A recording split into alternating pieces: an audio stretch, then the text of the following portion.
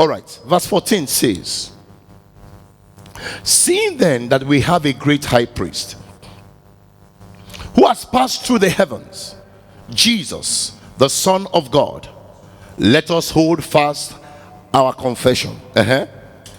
For we do not have a high priest who cannot sympathize with our in all point tempted as we are, yet without sin.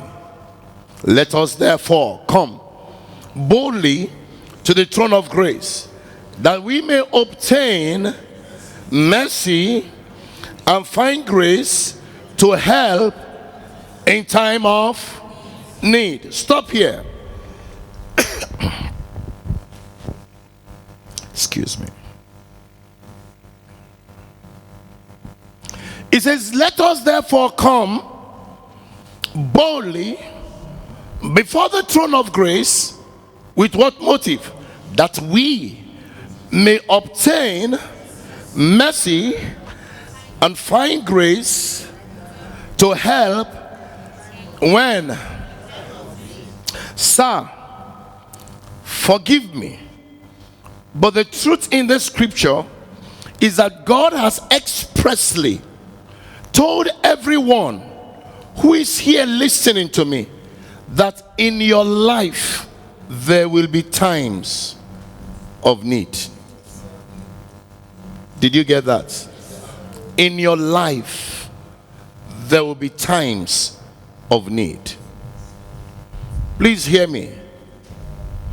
He also says that you are naturally designed to experience need, be confronted with needs in life, but there is an answer and a solution to those needs already.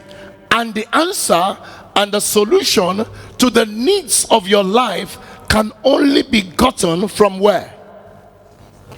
From the throne of grace. From the throne of grace. The solution, the answer to the needs that you have can only be gotten from where? Talk to me, church. From throne of grace. That's where you go to, and you obtain what? Mercy. And what? And grace. When? It means that when a need rises up in your life, in your pursuit of your destiny, and in your desire to fulfill the purpose for which God sent you in life, and needs will always come up. And when a need comes up, what you do is that you go boldly into the throne of grace, and there is where you will obtain what? Mercy and what? Grace. At what time? In this time of need. I see a lot of people faced with all kinds of needs, and they get to the point where they throw their hands into the air and say, this is just not working, and they give up on God. Why are you giving up on God? Just because a need rose up in your life.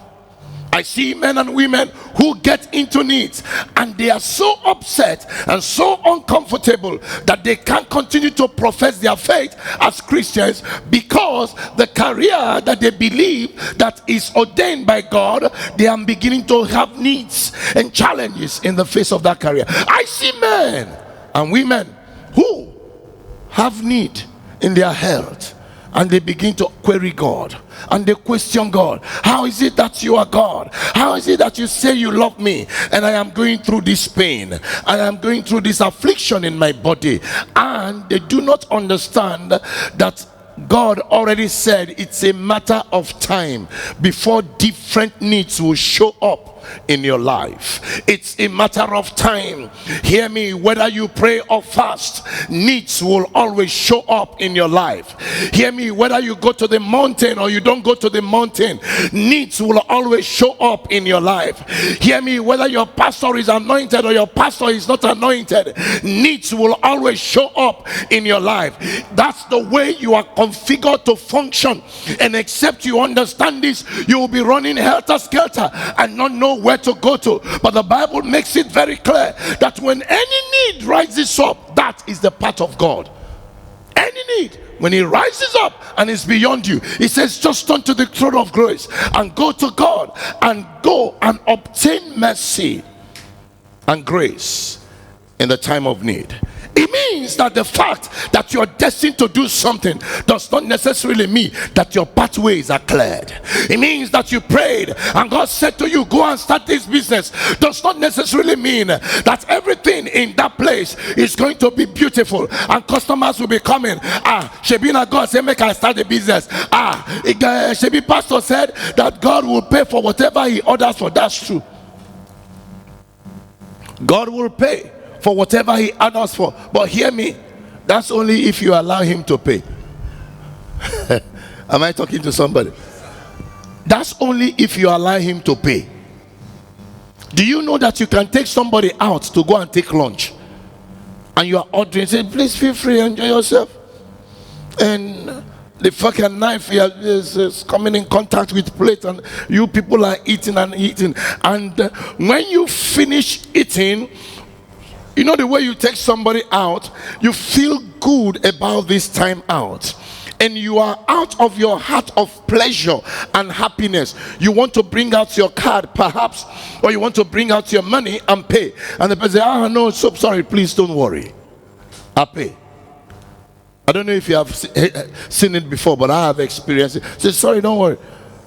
No, why? I'm the one who invited you for lunch. So I'll pay. Say, no, please, pastor, please. No. Coming out is a pleasure with you. I have to pay. Am I communicating? That's the way it is. God could actually design something for you, but you don't want him to pay. You want to be the one paying. It says, let us therefore come boldly to the throne of grace, that we may do what? Church, you're not reading this. That you may do what? That you may obtain mercy and find grace when? Let us see Jesus. Who is Jesus? The Son of God. Is that correct? Who is Jesus? And he was also the Son of Man. Is that correct? He was both the Son of God and the Son of Man. Let's look at Jesus in scripture and check what Jesus was destined to do. How did he do it?